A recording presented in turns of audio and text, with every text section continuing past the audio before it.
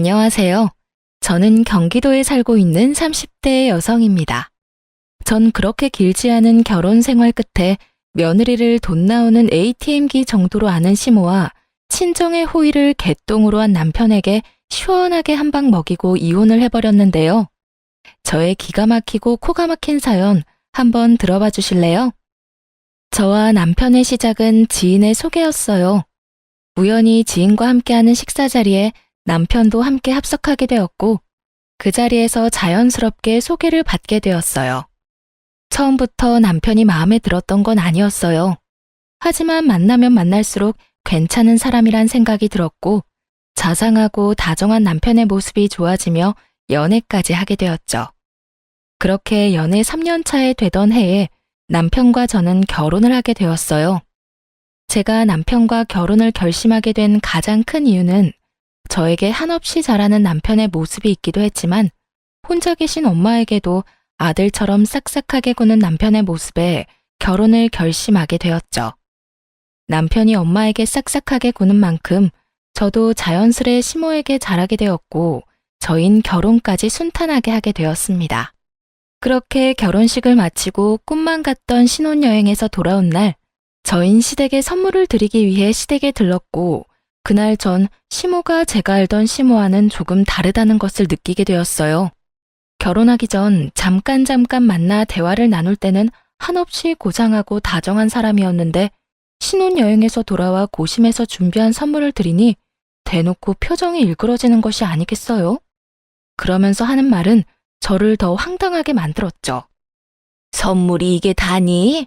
고작 스카프? 사돈 선물은 뭐 샀니? 고작이라뇨. 거기에다 고작이라고 하기엔 그 스카프는 고가의 명품 스카프였고 평소 스카프를 많이 착용한다는 남편의 의견에 따라 남편이 직접 고른 비싼 스카프였어요. 전 그 순간 어이가 없었지만 최대한 아무렇지 않은 척하며 시모의 물음에 답해줬어요.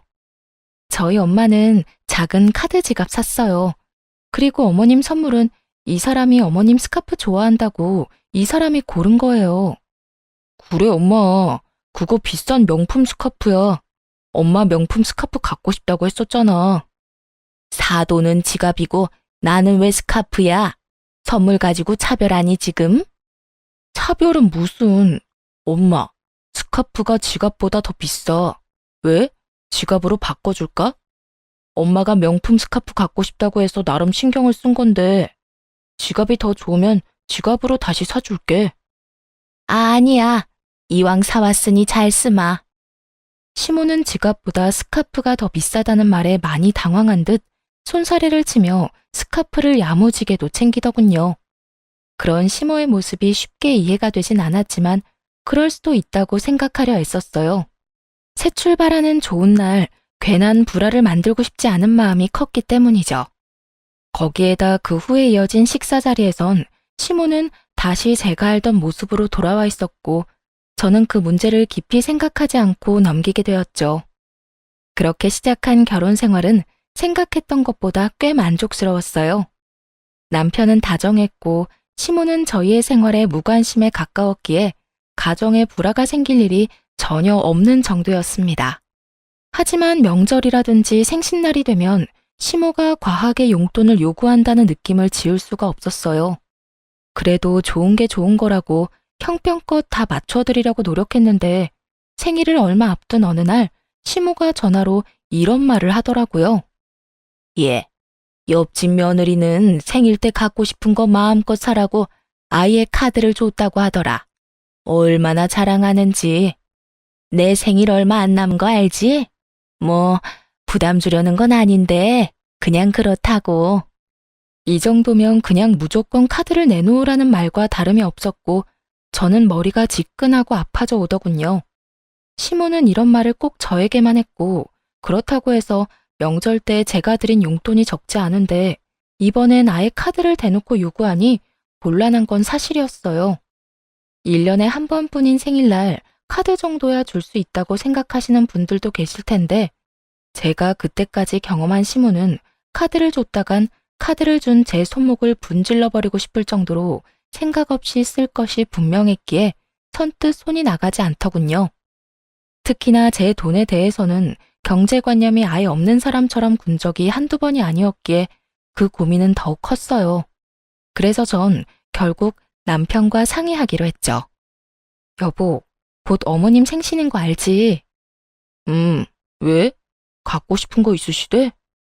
그게 옆집 아줌마네 며느리가 생일 선물로 갖고 싶은 거 사라고 카드를 줬다고 하시더라고. 들어보니 어머님도 카드 받고 싶으신가 봐. 어떻게 하지? 그래? 어떻게 하긴 뭘 어떻게 해. 그냥 통 크게 카드 드려. 남편은 대수롭지 않게 말했고, 전 그런 남편의 말에 참 어이가 없더라고요. 뭐? 아무리 그래도 카드를 어떻게 드려. 아무리 그래도 그건 좀 아닌 것 같아. 그깟 카드 좀 주면 어디가 덧나? 큰일이라도 난대? 우리 엄마 그렇게 생각 없는 사람 아니야. 아마 옆집 아줌마가 카드 받았다고 하니 본인도 며느리한테 카드 받았다고 자랑하고 싶어서 그러는 거지. 생각 없이 막 쓸 사람이 아니라고. 써도 얼마 쓰지도 않을 테니까 그냥 드려. 알겠어? 그래? 알겠어. 어쩌면 자신의 엄마를 몰라도 저렇게나 모르는지 화를 내며 호언장담하는 남편을 보며 어찌나 한심했던지 모릅니다. 제가 아무리 말해도 남편은 시모의 씀씀이를 받아들일 리 없었고, 그랬기에 저는 일단 알겠다고 한 뒤 저희가 생활비 카드로 쓰는 남편의 카드를 시모에게 주었어요. 남편의 말처럼 자랑 목적으로 카드를 달라고 했다면 다행이지만 저는 절대로 그렇게 생각하지 않았으니까요. 시모는 카드를 받고선 어린아이처럼 기뻐했고, 그날 저녁 남편은 사색이 된 얼굴로 집으로 돌아오더군요. 사색이 된 남편은 저를 보자마자 다짜고짜 화를 내기 시작했어요. 당신 생활비 카드로 백화점에서 쇼핑을 이렇게 하는 여자가 어디 있어? 이게 다 얼마야? 뭘 얼마만큼 산 거야 도대체? 무슨 말이야 그게? 내가 무슨 쇼핑을 해? 발뺌하는 거야? 참나, 이거 좀 봐봐. 이거 당신이 다 쓴 거잖아. 저의 물음에 남편은 씩씩거리며 승인 문자들을 보여주며 여전히 화를 내고 있었어요. 승인 내역을 보니 역시나 시모는 저의 예상대로 쇼핑을 아주 시원하게 했더라고요. 평소 남편 돈은 몰라도 제 돈은 어디 버튼이라도 누르면 나오는 돈으로 여기는 시모였기에 당연히 이런 상황을 예상했던 전 씩씩거리는 남편을 여유로운 표정으로 바라봤고 그 순간 다시 승인 문자가 울리더군요. 한 식당에서 뭘 얼마만큼 먹었는지 20만 원에 가까운 승인 문자가요. 이게 뭐야? 당신은 여기 있는데 왜 혹시 카드 잃어버렸어? 잃어버리긴 당신이 어머니한테 카드 주라며. 그래서 우리 생활비 카드 줬어. 뭐? 그럼 이게 다 엄마가 쓴 거란 말이야? 내가 아니라 어머님이 다 쓰신 거야. 하루 종일 아주 야무지게도 쓰셨네. 이게 다 얼마야? 그 순간 일그러진 남편의 얼굴에서 할 말이 참 많아 보였지만 자신이 한 말이 있어서인지 남편은 아무 말도 하지 못한 채 방으로 들어가 버리더군요. 전 그런 남편과 시간차를 두고 뒤따라 들어갔고 남편은 안방에 딸린 화장실에서 통화 중인 듯 했어요. 언뜻 카드, 쇼핑 이런 이야기들이 들리는 것을 보니 시모에게 전화를 하는 듯 했고 남편은 조금 화가 난 목소리인 듯 했지만 시모에게 별다르게 화를 내는 것 같진 않더라고요. 뭐 어떻게 화를 내겠어요. 자기 엄마가 생일날 며느리 카드인 줄 알고 신나게 쇼핑했는데 그거 가지고 크게 화를 내기에도 모호한 상황이니 그저 속만 끓을 뿐이었겠죠. 그렇게 통화를 끝낸 남편은 잠이 들 때까지 말 한마디 걸지 않았고 저 역시 그런 남편을 그냥 내버려 두었어요. 다음날 회사에 출근해서 일을 하고 있으니 화가 잔뜩 난 시모에게서 전화가 오더군요. 얘, 너 진짜 애가 왜 그러니? 내가 네 카드 달라고 했지 언제 내 아들 카드 달라고 했어? 아, 그거요. 어머님이 저번에 카드 달라고 한 거 그 애한테 말했더니 형식상 옆집에 자랑하고 싶어서 카드를 달라고 했을 거다.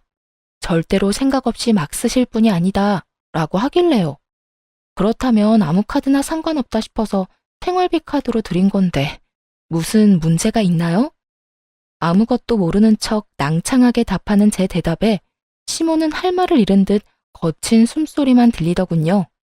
저는 거기에서 멈추지 않고 정말로 아무것도 몰라서 묻는다는 듯 말을 이어나갔어요. 설마 어머님 막 쓰신 건 아니죠?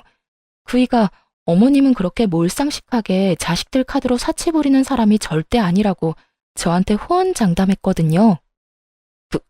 그럴 리가 있니? 그냥 물어본 거다. 보니까 우리 아들 카드길래 그냥 물어본 거야. 아, 그러셨어요? 그래서 어머님도 옆집 아주머니께 자랑 좀 하셨어요? 그래. 아주 실컷 자랑했어. 그럼 끊으마. 시모는 짜증 가득한 목소리로 전화를 끊어버렸고, 이로써 저는 시모가 제 생각과는 전혀 다른 사람이란 걸 확실하게 알게 되며 시모와 거리를 두며 지내게 되었어요. 시모와 거리를 두고 지내니 남편과의 관계도 나빠질 일이 없었고 나름 화목한 하루하루를 보내고 있었죠.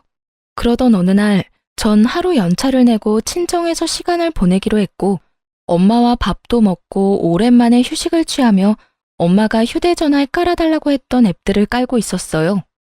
그런데 그때 입금 알림이 울렸고 그 순간 제 두 눈을 의심하고 말았죠. 남편 이름으로 입금된 금액 5만 원. 참 경악스럽더라고요. 그 당시 저와 남편은 매달은 부담스러워 드리지 못하고 3개월에 한 번씩 양가 부모님께 용돈을 드리고 있었어요. 친정은 남편이, 시댁은 제가 드리고 있었는데 암묵적으로 정해진 금액이 30만 원에서 50만 원이었던 터라 저는 그렇게 드리고 있었는데 남편은 달랑 5만 원이라니 황당할 수밖에요. 전 그 자리에서 그간 입금 알림 문자들을 살펴보았고 남편 역시 처음엔 저와 비슷하게 보내다가 지난 1년 가까이는 5만 원을 보냈더군요. 5만 원이라니 저희 엄마를 무시하는 것도 정도가 있지. 이 정도면 그냥 보내지 않는 것이 더 낫지 않나요? 아무리 형편에 맞게 드리는 용돈으로 성의 표시라도 한다는 것이라지만 몇 달 뒤에 있는 자기 부모님 결혼기념일 기념으로 해외여행을 보내드린다고 큰 돈을 들여 비행기 티켓부터 숙소까지 예약했다는 것을 뻔히 아는 상황이라 더욱 화가 나더군요. 전 괜히 엄마까지 신경 쓰이게 하고 싶지 않아 아무런 티를 내지 않고 시간을 보내다 집으로 돌아왔어요. 부글부글 끓는 마음을 안고 남편을 기다렸죠. 퇴근한 남편이 돌아오자 저는 현관문에서부터 남편에게 따져 물었죠. 당신 진짜 너무한 거 아니야? 다짜고짜 너무하다니 무슨 말이야? 알아들을 수 있게 말해줘야지. 나 다 알고 있어. 당신 근 1년 동안 우리 엄마한테 용돈 5만 원씩 보냈더라. 우리 엄마가 거지야? 5만 원이 없을까봐? 그럴 거면 차라리 보내지 말았어야지.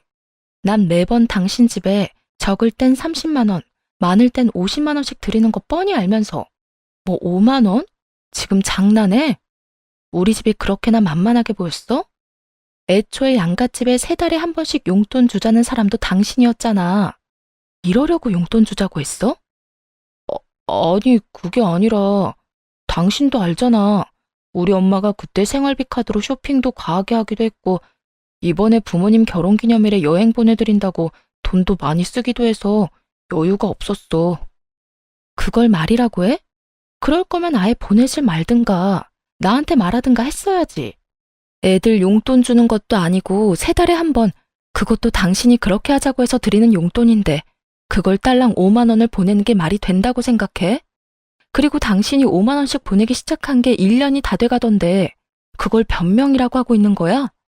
지난 1년 동안 그렇게 힘든데 최근에 당신 부모님 해외여행 보내드릴 생각은 어떻게 했어? 다 말이 안 되잖아. 미안해. 이리저리 좀 힘들어서 그랬어. 내가 힘들다고 안 보내기엔 장모님이 기다릴 것 같아서. 그래도 5만 원은 아니었는데 미안해. 한 가지 확실하게 말할 수 있는 건 장모님을 무시한다거나 그런 건 전혀 아니었어. 난 장모님도 아무 말씀 안 하시니까 지레심작으로 괜찮으신가 보다 하고 안일하게 생각했어. 정말 미안. 그런데 어떻게 알았어? 혹시 장모님이 말씀하셨어? 우리 엄마가 그런 말을 했겠어? 그런 말을 할 거였으면 당신이 5만 원도 용돈이라고 처음 보냈을 때 당장 말했었겠지. 내가 오늘 친정 가서 엄마 휴대전화 정리해주다가 봤어. 내가 진짜 엄마 볼 면목이 없어서. 어쨌든 당신한테 정말 실망이야. 남편은 다시 한번 절대 친정을 무시하려고 했던 행동이 아니라며 싹싹 빌었지만 저는 이미 마음이 상할 대로 상해버렸고 죄인 얼굴을 하고 비는 남편에게 이렇게 말했어요. 다 됐고 앞으로 각자 집은 각자 알아서 챙기자. 생신, 명절, 어버이날 그게 뭐든 다. 각자 집은 각자 알아서 챙기자는 말이야. 그리고 당신 한 번만 더 우리 엄마한테 이딴 식으로 대했다간 나 가만히 안 있을 테니까 그런 줄 알아. 알겠어. 정말 미안해. 남편은 그날 이후 저와 엄마에게 다시 잘하려는 모습을 보였고 전 그런 남편을 보며 이렇게 이혼하는 건 아니라는 생각에 마지막이라는 심정으로 남편을 받아들이려고 노력했어요. 그렇게 시간은 흘러 다시 용돈을 드리는 날이 다가오고 전 남편에게 통보했듯이 시댁이 아닌 친정으로 용돈을 붙여드렸어요. 하지만 이런 저와는 달리 남편은 시댁에 용돈을 주지 않은 듯했고 시모에게서 전화가 왔더라고요. 예, 너 왜 이번 달에는 용돈 안 주니? 혹시 잊었니? 넌 나이도 젊은 애가 그런 걸 잊고 그러니? 나 오늘 돈 쓸 때 있으니까 얼른 붙여주려무나. 제가 무슨 시모에게 돈 빌린 빚쟁이도 아니고 용돈 달라는 사람이 얼마나 당당한지 참 기가 다 막히더군요. 어머님, 이제부터 각자 집 용돈은 각자 챙기기로 했어요. 그러니까 그렇게 급하면 그이한테 전화해보세요. 뭐? 그런 게 어디에 있니? 매번 네가 줬으면 계속 네가 줘야지. 왜 내 아들한테 주라고 그러니? 그러지 말고 그냥 네가 줘. 괜히 바쁜 애한테 그런 거 시키지 말고. 알겠니? 언제나 늘 그렇듯 돈만 연관되었다 하면 시모는 독불장군처럼 대화가 통하지 않았고 전 그런 시모를 잘 알기에 일단 알겠다는 말과 함께 전화를 끊고 돈을 붙여주었어요. 남편이 그랬듯이 딱 5만 원을요. 돈을 입금하고 얼마 지나지 않아 시모에게서 득달같이 전화가 다시 오더군요. 너 지금 5만 원 붙인 거니? 나랑 지금 장난해? 오냐오냐 해줬더니 시험이 무서운 줄 모르고 날 무시해도 유분수지. 어디서 5만 원을 보내 5만 원을? 내가 무슨 거지인 줄 알아? 그러게요. 저도 잘나신 어머님 아들이 저희 엄마한테 근 1년 동안 딸랑 5만 원씩 보내길래 무시해서 그런 줄 알았더니 그건 아니라고 하더라고요. 그래서 저도 무시하는 건 아니고 남편이랑 너무 차이나게 용돈 드리는 것도 아닌 것 같아서 딱 5만 원 보낸 건데 무슨 문제 있을까요? 어쨌든 이번 달부터 각자 집은 각자 챙기기로 해서 제가 굳이 드릴 필요는 없지만 어머님이 당장 내놓으라고 이리 성하니 제가 인심 써서 드리는 용돈이에요. 그러니 아껴 쓰세요, 어머님. 뭐라고? 내 아들이 5만 원을? 그랬을 리 없다. 절대 아니야. 저도 제 두 눈을 의심했지 뭐예요. 정 못 믿겠으면 직접 아들한테 전화해서 물어보세요. 그럼 끊어요. 며느리를 빚쟁이 대하듯 막 대하는 시모에게 저 역시 친절하게 예의를 다해야 할 필요를 느끼지 못했고 이때쯤부턴 저 역시 시모에게 대우라는 걸 하지 않게 되더군요. 오는 대우가 그따위이니 가는 대우 역시 이따위일 수밖에요. 특히나 돈 선물 때문에 매번 이 난리이니 미운 정도 떨어져 버린 지 오래였어요. 이런 인간이란 걸 왜 진작 알지 못했을까 회의감마저 들었으니 시모와 예전처럼 지내기는 이미 글러버린 일이었죠. 한 번만 더 전화가 온다면 어떻게 대응을 해줄까 고민했지만 시모는 더는 저에게 전화가 오지 않았고 시모 대신 화가 잔뜩 난 남편이 집에서 퇴근한 저를 기다리고 있더군요. 당신 우리 엄마한테 다 말했어? 내가 장모님 용돈 5만 원 드렸던 거 다 말했냐고. 왜? 왜? 지금 그게 할 말이야? 그런 걸 왜 말해? 우리 엄마 당신 때문에 해외여행도 안 간대. 내가 그렇게까지 힘든 줄은 몰랐다고. 그냥 여행 안 가도 되니까 생활에 보태 쓰라고 하더라. 왜 그런 소리를 해서 엄마 아빠 여행도 못 가게 만들어? 왜 무능한 아들을 만드냐고? 어쩔 거야? 어떻게 책임질 거냐고? 지금 나한테 책임을 묻는 거야? 정신 차려라, 제발. 당신은 내가 시간이 남아도는 사람처럼 보이니? 내가 시간이 남아돌다 못해 심심해 미치기 직전이라 어머니한테 전화까지 해서 어머님 잘난 아들이 우리 엄마한테 용돈이랍시고 5만 원씩 주고 있었더라 하고 미주알 고주알 다 말하고 다녔을까봐? 그럼 엄마가 어떻게 한 거야? 어떻게 알았겠어. 상황이 머리에 안 그려지니? 그 대단하신 당신 엄마가 나한테 오늘 전화 왔더라. 용돈 내놓으라고. 난 무슨 어머니한테 빚이라도 진 줄 알았어. 고함 지르는 것도 모자라서 욕까지 하면서 돈 내놓으라고 하는데 내가 참 할 말이 없더라고. 그래서 5만 원 보내드렸더니 더 난리 부리시던데. 그래서 다 말해드린 거야. 해외여행? 참나 진짜. 그냥 잘 됐다고 생각해. 그렇지 않아도 그 여행 예약 때문에 금전적인 타격도 컸을 텐데 다 취소하고 그 돈으로 용돈이나 더 챙겨드려. 아까 어머님이 오늘 꼭 쓸 데 있다고 돈 빨리 달라고 하던데. 아무리 그런 상황이라도 꼭 그런 말까지 해야 했어? 그리고 그런 상황이면 나한테 말해서 용돈 드리라고 하면 되지. 꼭 나한테 복수하는 사람처럼 겨우 5만 원을 붙여줬어야 해? 당신 정말 너무한 거 아니야? 너무한 사람이 누군데. 회사에서 일하는 시간인 거 뻔히 알면서 전화해서 돈 맡겨놓은 것처럼 돈 내놓으라고 욕하는 건 안심해? 아니, 어머님은 내가 돈 나오는 기계도 아니고 왜 매번 당신 돈은 그렇게나 아까워하면서 내 돈은 당연한 거라고 생각하시는 거야? 그 생각 자체가 너무한다고 생각 안 해? 전 그간 쌓였던 말을 뱉어냈고 그런 저를 보던 남편은 씩씩거리며 집을 나가버리더군요. 그렇게 집을 나가버린 남편은 새벽까지 돌아오지 않았고 늦은 새벽 다른 사람도 아닌 엄마에게서 전화가 걸려왔어요. 저는 걱정스러운 마음에 전화를 받았고 엄마는 다급한 목소리로 집으로 빨리 오라고 하더군요. 남편이 지금 친정에 왔다면서요. 희정아, 너 지금 빨리 집으로 좀 와. 엄마, 왜? 무슨 일 있어? 이 새벽에 무슨 일이야? 그게 정서방이 지금 여기에 왔어. 보기엔 술 많이 먹은 것 같은데 엄마 혼자서는 감당이 안 돼. 뭐? 정서방이? 그래, 보니까 많이 속상한 일이 있었는 것 같은데 빨리 와서 데리고 가려무나. 수학이 넘어 엄마의 다급한 목소리와 함께 잔뜩 취한 남편의 목소리가 들려오는데 정말 이게 무슨 일인가 싶더군요.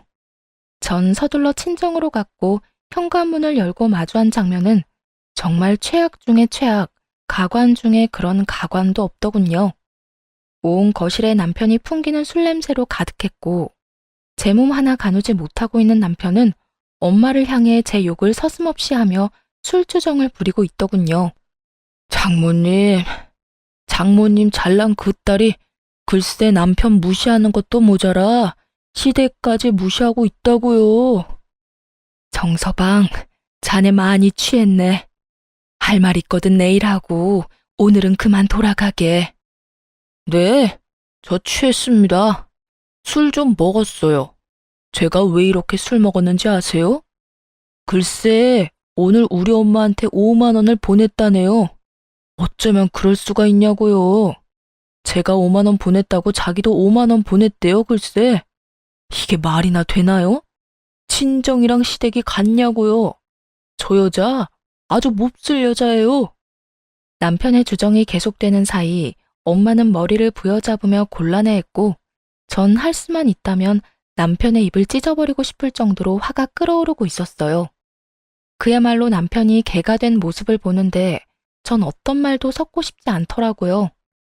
생각 같아선 버리고 집으로 돌아오고 싶었지만 그럴 순 없는 노릇이기에 끊임없이 주정을 늘어놓는 남편을 끌고 집으로 돌아왔어요. 그 후 남편과는 말도 섞지 않으며 이혼하기로 결심을 굳혀가고 있었어요. 다음 날 술이 깬 남편은 저에게 어떤 사과의 말도 하지 않더라고요. 물론 친정에도 찾아가서 빌기는커녕 연락조차 하지 않은 듯 했고 전 굳이 그런 인간을 붙잡고 당장 사과하라고 말하기도 싫어서 아무 말도 하지 않고 있었어요. 건성건성 시켜서 하는 사과 해봤자 뭐하며 받아봤자 뭐하겠어요? 반성도 없고 변하는 것도 없을 텐데요. 그렇게 저흰 돌이킬 수 없는 관계가 되어가고 있었습니다. 그러는 와중 시모의 생일은 다시 다가왔고 시모에게 전화가 왔더군요. 아가, 조금 있으면 내 생일인 건 알지? 네, 잘 알고 있어요. 그러면 다행이고, 이번 생일 땐 선물이나 용돈은 됐고 생일상 좀 차리거라. 집에서 친한 지인들 불러서 간단하게 밥이나 함께하고 넘어가려고. 이번 주 주말에 한 10명 정도 오기로 했으니까 그런 줄 알고, 좋아하는 음식들이 다 다르니까 꼭 챙겨야 하는 음식은 따로 문자로 보내주마. 아, 간단하게 10명이요? 이번 주말이고요. 그래. 그리고 생일 선물이나 용돈은 필요 없긴 하지만 정 네가 챙기고 싶으면 챙겨도 되니까 그렇게 알고. 그러면 주말에 보자. 이쯤 되니 화도 나지 않았고 어쩜 저런 생각을 다 해낼까 싶어 아낌없는 찬사마저 나오더군요. 제가 전화를 끊고 헛웃음을 뱉어내고 있으니 그런 저를 보던 남편이 무슨 일이냐고 물어왔고 전 남편에게 알려주었어요. 왜? 무슨 일이길래 그렇게 웃어? 우리 엄마 아니야? 맞아. 곧 어머님 생신이잖아. 이번엔 간단하게 지인분들 불러서 생신하고 싶다네. 간단하게 한 10명 부를 테니까 와서 상 차리라고. 10명이 간단하게가 맞는 거야? 당신 생각은 어때? 생신상? 그게 왜? 그리고 10명이면 간단한 거지. 옛날에는 동네 잔치도 하고 그랬어. 그 정도는 며느리로서 당연히 해야 할 도리 아니야? 이런니 저런니 군말하지 말고 생신상이나 제대로 준비해. 엄마 친구분들도 많이 오신다고 하니까 엄마 망신당하지 않게 제대로 솜씨 발휘해보란 말이야. 언제는 자기 부모 생신인데 왜 저보고 그런 고생을 하냐며 자기 부모 생신 땐 자신이 미역국부터 해서 다 준비할 테니 신경도 쓰지 말라던 남편은 어느새 저런 골빈말이나 뱉어내는 놈으로 변해 있더군요. 기대를 한 것은 아니었는데 이렇게 변해버린 남편을 직면하고 나니 더는 이런 남자와 함께 살 이유가 없다는 생각이 들더군요. 그깟 생일상 충분히 차려드릴 수 있는 일이었지만 이때까지 일어난 일들로 인해 충분히 시댁과 남편에게 실망했고 무엇보다 이혼을 고민하는 와중이었잖아요. 친정에서 그런 잘못까지 저질러 놓고서도 관계의 개선을 위해 전혀 노력하지도 않는 남편을 보며 저 역시 가정을 지키는 것을 포기한 것이었죠. 그렇게 이혼을 결심하는 그 순간에도 시모는 눈치도 없이 생일상에 꼭 올려야 할 음식들을 문자로 보내오고 있었고 전 이렇게까지 하는 시모를 보며 이혼 통보의 날을 시모의 생일로 정하게 되었습니다. 드디어 기다리고 기다리던 시모의 생일날, 전 남편과 함께 시댁으로 향했고 당연히 양손 가득 장을 봐올 거라 생각했던 시모는 빈손으로 시댁에 들어서는 저를 보며 이렇게 말하더군요. 예, 너 왜 빈손이니? 재료는 장 안 봐서 왔니? 아, 혹시 출장 뷔페 불렀니? 하긴 요새는 그렇게도 많이 한다고 하더라. 쓸데없이 가짓수 많이 하지 말고 제대로 된 음식 몇 가지 제대로 예약하지 그랬어. 음식은 괜찮게 한다니? 오늘 오는 친구들이 입이 고급이라 걱정스럽긴 하네. 시모는 혼자 김칫국을 사발채 들이키고 있었고 저는 그런 시모와 남편에게 할 말 있다며 잠시 앉아보라고 했죠. 그렇게 시모와 남편은 제 앞에 나란히 앉았고 전 준비한 말들을 시작했어요. 어머님, 오늘 출장 뷔페는커녕 생일상 준비조차 안 했으니까 지금이라도 친구분들 오지 말라고 연락하세요. 제 말에 시모와 남편은 인상을 있는 대로 구기더니 차례대로 저에게 따져 묻기 시작하더군요. 그게 무슨 말이니? 생일상을 안 차린다니? 너 오늘 내 생일인 거 잊었니? 생일상도 안 차릴 거면 여기에 왜 온 거야? 그러게, 당신 지금 무슨 말을 하고 있는 거야? 오늘 엄마 생일상 준비하라고 했었잖아. 며느리가 돼서 그 정도는 당연히 해야 한다고 했던 내 말 잊었어? 하나뿐인 며느리가 하나뿐인 시어머니 생일상 하나 못 차린다는 게 말이 된다고 생각해? 두 사람은 사태 파악을 전혀 하지 못하고 저에게 따져묻기 바빴고 전 그런 두 사람에게 통보했습니다. 당신 말이 맞아. 그러니까 나 이 집 며느리 더는 안 할 거거든. 어머님, 저희 집 며느리 자리 반납할게요. 더는 더럽게 치사해서 못 해먹겠어요. 그러니까 제가 생신상이든 밥상이든 차릴 필요가 없지 않나요? 저의 통보에 시모는 멍하니 저를 바라보았고 남편은 득달같이 몸을 세우며 저에게 따져 묻더라고요. 뭐? 그게 무슨 말이야? 며느리를 안 한다니? 설마 이혼이라도 하자는 말이야? 이혼해. 나 더는 이런 집 며느리도 당신 부인도 못 해먹겠어. 야, 이런 일로 이혼은 무슨 이혼이야? 생신상 차리는 게 뭐라고 이혼까지 해? 당신 이것밖에 안 되는 사람이야? 당신 정말 멍청하구나. 내가 이까지 생신상 때문에 이혼까지 하겠어? 그러면 도대체 왜 이혼까지 하자는 거야? 이걸 모르니까 이혼하자는 거야. 당신, 우리 친정에서 그런 일 있고 나서 우리 엄마한테 찾아가서 용서는 빌었어? 찾아가지는 못하더라도 전화로 용서는 구했냐고. 그것뿐이야.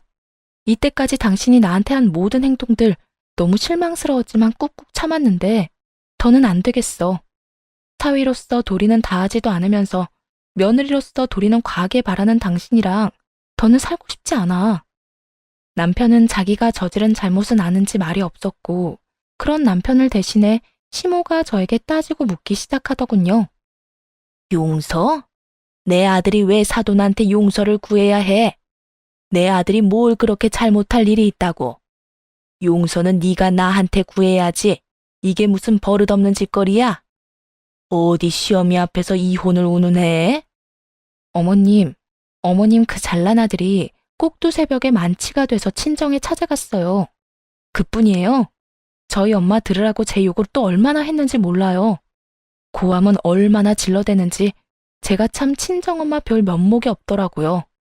그런데 그 잘난 어머님 아들이 그런 사고를 쳐놓고 저희 엄마한테 이날 이때껏 연락 한 통 안 하고 있지 뭐예요?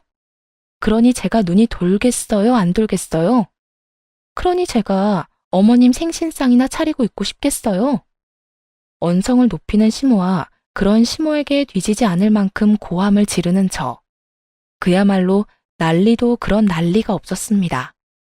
시모는 믿을 수 없다는 눈빛으로 남편을 쏘아보더니 이내 남편 놈을 운운하고 나서더군요. 남자가 술 많이 마시고 그러다 보면 그런 실수쯤은 다 하는 거야. 그런 걸 잘 감싸줘야 진정한 내주지. 어디 나서서 고개를 숙이라 말라 명령질이야. 큰일할 남자한테 함부로 아무 데서나 고개 숙이라고 하면 안 되는 거야. 그리고 사돈도 다 이해하실 거다. 아무렴 사위는 백년 손님인데 이해하고 말고. 정말 그 입에서 뱉어지는 한마디 한마디가 뭐 같아 말을 섞고 싶지도 않더군요. 저는 그런 시모에게 비웃음과 함께 이렇게 말해주었습니다. 어머님은 그렇게 잘 생각하시고요. 전 전혀 그렇게 생각하지 않으니 이혼하겠습니다. 제가 이혼하고 어머님 아들 다시 그 잘나신 품에 돌려드릴 테니 이혼하거든 앞으로도 쭉 그런 아들로 그렇게 잘 키워보세요. 아마 그런 식으론 제 혼은 죽었다 깨도 힘들 테니 쭉 끼고 한평생 잘 사시면 돼요. 이 인연이 말이면 단줄 아나 어디서 그딴 막말을 해? 막말은 무슨? 진심인데요. 잘 생각해 보세요. 재혼을 한다 한들 어떤 여자가 버티고 살겠어요? 그러니까 저처럼 남의 집 귀한 자식 인생 망치지 말고 그냥 어머님 품에 쭉 끼고 사세요. 시모는 제 말에 화가 잔뜩 났는지 몸을 부들부들 떨며 제 뺨을 때려버리더군요. 한 대 맞을 각오는 했던 터라 놀랍지도 않더군요. 저는 시모에게 맞자마자 놀란 눈으로 상황을 지켜보는 남편에게 다가갔고 그대로 남편의 뺨을 때려버렸어요. 제가 남편의 뺨을 있는 힘껏 때려버리자 시모는 악소리를 지르며 저에게 달려들더군요. 내 인연, 어디서 내 아들을 때려? 네가 뭔데? 니까짓 게 뭔데 내 눈앞에서 내 아들을 때려? 오늘이 네 제삿날인 줄 알아. 내가 더 가만히 둘 것 같아? 전 악다구니를 쓰며 달려드는 시모의 팔을 붙잡아 내팽개치며 이렇게 말했어요. 제가 한 대 맞아들이니까 힘으로 저를 이길 수 있을 거라고 생각했어요? 예의상 한 대 맞아들인 거고 더는 남아있는 예의가 없어요. 그러니까 다신 제 몸에 손대지 마세요. 시모는 남편의 옆으로 고꾸라졌고 전 그런 두 사람에게 이렇게 말했어요. 이젠 정말 이혼밖에 없어. 그러니까 조용히 이혼해. 구질구질하게 굴지 말고. 저를 죽일 듯이 노려보는 시모와 망연자실한 남편 놈을 뒤로 한 채 저는 현관문을 열었고 현관문 앞은 언제 온 것인지 시모의 친구들이 줄지어 현관에 귀를 대고 있더군요. 언제 온 것인지 확실히 알 순 없었지만 한 가지 확실히 알겠는 건 저희의 다툼을 모두 들었다는 것이었어요. 저마다 표정이 놀람과 호기심 그리고 경악으로 눈을 반짝이고 있었거든요. 전 그런 구경꾼들을 위해 현관문을 닫지 않고 들어가 보라고 했고 그 열린 문틈으로 시모의 한탄이 들어오더군요. 이놈아, 어쩌다 그런 짓까지 했어? 술을 마시려거든 곱게 마셔야지. 어쩌다 사돈 집까지 찾아가서 그딴 주정을 부렸냐고. 그리고 그딴 짓을 했으면 당장 다음 날이라도 찾아가서 용서를 구했어야지.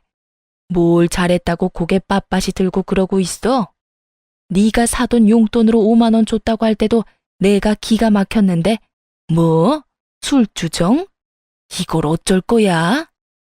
그러면 어떻게 해? 돈이 없는데. 이게 다 엄마 때문이잖아. 엄마가 내 카드로 쇼핑만 안 했어도 5만 원 드릴 일도 없었고 엄마가 해외여행 보내달라고 노래만 부르지 않았어도 내가 그렇게 생활이 힘든 일은 없었다고. 술주정? 그까짓 게 왜? 엄마가 아까 그랬잖아.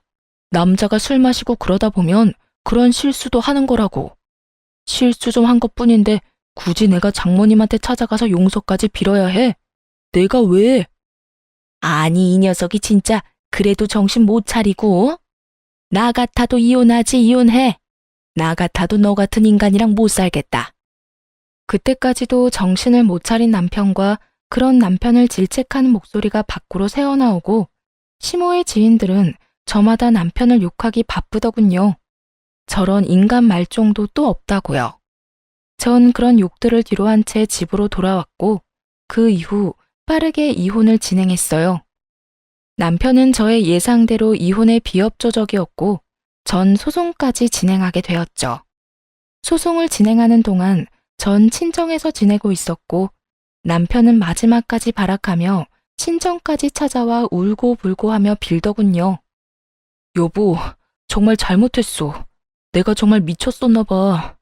막상 당신이랑 이혼해야 한다고 생각하니까 나 정말 죽을 것만 같아. 나 당신 없이 못 살아. 그러니까 사람 하나 살리는 셈 치고 한 번만 용서해주면 안 될까? 어쩌지? 난 당신이랑 살면 죽을 것 같은데? 여보, 내가 진짜 잘할게. 정말이야. 내가 이렇게 빌잖아. 진작 좀 잘하지 그랬어. 이제 와서 이래봤자 소용없으니까 그만하고 돌아가. 단호한 저의 태도에 남편은 도저히 안 되겠다 싶었는지 엄마 다리를 붙잡고 늘어지더군요. 장모님, 제가 앞전엔 정말 잘못했습니다. 제가 술을 너무 많이 마셔서 제정신이 아니었다고요. 그러니까 장모님이 이 사람 좀 설득해 주세요. 이런 일로 이혼이라니 말도 안 되잖아요. 그러게, 진작 좀 잘하고 살지. 이제 와서 이렇게 한들 무슨 소용이야. 이미 마음이 떠난 것을. 그러지 말고 일어나서 돌아가게. 나도 더는 할 말이 없네. 장모님, 그런 일 있기 전까지 제가 얼마나 잘했습니까? 이번 한 번만 넘어가 주시면 그것보다 곱절로 더 잘하며 살겠습니다. 정말이에요. 각서라도 쓸 수 있으니 한 번만 더 믿어주세요. 남편 놈은 아예 엄마의 발밑에서 눈물 콧물 다 쏟으며 애원했지만 그간 이야기를 다 들은 엄마는 마음을 돌릴 리 없었고 한참을 빌던 남편은 지쳤는지 축 처진 어깨를 하고 돌아가더군요. 그 꼴을 보는데 안쓰러운 마음이 들기는커녕 다시는 찾아오지 말라고 소금까지 뿌려주었습니다. 그렇게 이혼만 마무리되길 기다리는데 시모까지 친정으로 찾아왔더군요. 전혀 예상치 못한 시모의 방문에 이게 무슨 일인가 싶더군요. 시모는 엄마의 손을 붙잡고 울며 빌기 시작했고 그 악어의 눈물엔 다 이유가 있더군요. 사돈, 앞날 창창한 애들 이혼까지 해서 되겠어요? 그러지 말고 사돈이 설득 좀 시켜주세요. 아이고, 사돈. 저한테 이러셔도 아무 소용 없어요. 이미 마음이 떠났더라고요. 마음은 떠났는데 몸만 붙잡고 살라고 할 수도 없는 노릇이고, 그냥 이혼하는 게 애들 앞날을 위해서도 좋은 일 같아요. 사돈, 저 좀 살려주세요. 저도 그렇게 생각하고 그냥 이혼시키려고 했습니다. 그런데 바깥 양반이 모든 걸 알고 난리가 났습니다. 며느리 맘 안 돌려놓으면 저도 제 아들도 가만두지 않겠다고요. 그러니까 두 사람 살린다고 생각하고 다시 한 번만 설득 좀 해주세요, 사돈. 이렇게 부탁드릴게요. 시모는 아예 엄마에게 고개까지 숙이며 애원했고, 그런 시모의 모습을 보며 그럼 그렇지 싶더군요. 아들이 뻔히 잘못한 걸 다 알면서도 제 앞에서 아들 편만 들던 시모가 저렇게 갑자기 고개를 숙이고 들어올 리가 없었으니까요. 평소 집안일은 시모에게 믿고 맡기는 시부는 가정 내에서 이런 일이 일어나는지도 몰랐을 테고, 믿고 맡긴 결과가 아들의 이혼이라니 화가 머리끝까지 난 것이었겠죠. 거기에다 시모의 생일날 모인 지인들은 시부도 아는 지인들이었으니 시부의 귀에 이혼 사유가 들어가고도 남았을 테고요. 화를 잘 내지 않는 대신 한번 화를 내기 시작하면 끝장을 보고야 마는 시부의 정성을 잘 아는 저였기에 시모의 저 자세가 이해되고도 남더군요. 시모는 계속해서 엄마에게 매달리고 있었고, 다른 사람도 아닌 시모가 그런 식으로 나오니 엄마도 남편에게만큼 강경하게 대응하지 못하고 있더군요. 전 그런 시모의 손을 휙 뿌리쳐주곤 이렇게 말했어요. 이제 와서 이래봤자 아무 소용없어요. 마음 약한 우리 엄마한테 울고불고 하면 어떻게 될 줄 아셨나 본데, 이혼하는 당사자는 저예요, 저. 우리 엄마가 아니고요. 아가, 내가 정말 잘못했다. 네가 한 번만 마음 돌려주면 앞으론 너희한테 연락도 하지 않으마. 집안 행사에도 네가 오고 싶지 않다면 오지 않아도 되고, 그까짓 용돈도 안 줘도 돼. 그냥 내 아들이랑 살아만 다오. 응? 왜 잘못을 저지른 것들은 뒤늦게 후회하는 척을 하며 악어의 눈물을 흘려대는지 모르겠더군요. 그러게 진작 잘하지 말이에요. 저번 머리채를 잡으려던 그 순간과는 180도 다른 모습으로 저희 앞에 엎드렸고, 전 그런 시모에게 이렇게 말했어요. 저는 어머님 아들이랑 1분 1초 같이 살아만 주는 것도 싫습니다. 그러니까 이만 돌아가 주세요. 계속 이러면 제가 끌어낼 수밖에 없어요. 이 인연이 뭐? 끌어내? 네가 감히 누굴 끌어내? 누군 니까진 년이 예뻐서 이런 줄 알아? 나도 그 영감탱이 아니면 여기서 이러는 일도 없었어. 당장 이혼시키고 새장가 보내면 되지. 이혼이 여자한테나 흠이지 남자한테도 흠인 줄 아니? 남자는 얼마든지 처녀한테 장가 갈 수 있다고. 그리고 사돈도 그러는 거 아닙니다. 사람이 이렇게 빌면 말이라도 그렇게 해본다고 하면 어디가 덧납니까? 얘가 누굴 닮아서 이리도 독한가 했더니 다 사돈 피었나 보네요. 시모는 마지막 발악에 가까운 막말을 쏟아내고 있었고, 전 그런 시모를 끌어내며 이렇게 말했어요. 아줌마, 여기 와서 행패 부리지 말고 당장 나가세요. 한 번만 더 찾아오면 경찰에 신고할 테니 그런 줄 알고요. 그리고 오늘 와서 이렇게 행패 부린 거 아버님께 전화해서 다 말할 테니 그렇게 아세요. 질질 끌려 쫓겨난 시모는 굳게 닫힌 현관문 앞에서 한참이나 난동을 부려댔고, 제가 부른 경찰분들이 오고 나서야 시모는 집으로 돌아갔습니다. 그렇게 두 사람은 찾아오지 않았고, 전 소송에서 이기며 시모와 남편에게 위자료를 받고 이혼하게 되었어요. 이혼이 확정되는 당시 전 남편의 몰골은 거의 폐인에 가까웠고, 그 모습을 보는데 참 통쾌하더군요. 저딴 인간 때문에 망친 제 인생이야. 앞으로 제가 열심히 행복하게 잘 살면 회생이 될 테지만 그 인간은 회생이 불가능해 보였어요. 이혼과 동시에 전 번호도 바꿔버리고 회사도 이직해 전 남편과 전 시댁의 소식은 듣지도 전하지도 않고 살고 있어요. 가끔 이혼 후 전 시모와 전 남편이 전 시부에게 정말로 쫓겨는 났을까 문득 궁금해질 때도 있지만 굳이 알아서 뭐 하겠어요. 이미 끝난 인연이고 더는 그런 인간들 이야기로 귀를 더럽히고 싶지도 않은걸요. 전 이직한 회사에서 잘 지내고 있습니다. 그 지옥 같은 결혼 생활에서 탈출한 지도 5년이란 시간이 다 되어가고 현재는 남자친구도 있어요. 제가 이혼한 지 3년이 지났을 때 회사에서 만난 남자로 제가 언제나 늘 최고고 제일 예쁘다고 해주는 제 눈엔 세상 누구보다 멋진 남자예요. 한번 크게 대인 상처가 있어서 그런지 아직까지 결혼 생각은 없긴 하지만 사람 일은 또 모르는 일이지 않나요? 그래서 무조건 아니다, 안 된다 생각하지 않고 마음을 열고 천천히 알아보려고요. 이로써 저의 긴 사연도 끝이 났어요. 어떠셨나요? 답답하신 분들도 통쾌하다 하신 분들도 계셨을 것 같아요. 결혼 생활을 시작할 당시 전 남편을 위해서라도 시댁과의 관계를 원만하게 유지하고 싶었고 그랬기에 더욱 그러려니 하며 노력하고 살았습니다. 하지만 시간이 지나 지금 생각해보니 제가 잘못 생각했던 것 같아요. 아닌 건 아니고 옳은 건 옳은 건데 말이죠. 혹시나 저처럼 시댁의 과한 요구에도 가정을 지키기 위해 참고 인내하며 사시는 모든 아내분들, 부디 우리 할 말은 적당히 하고 살아요. 그러면 저는 이만 물러가 볼게요. 긴 시간 함께 해주셔서 너무 감사합니다.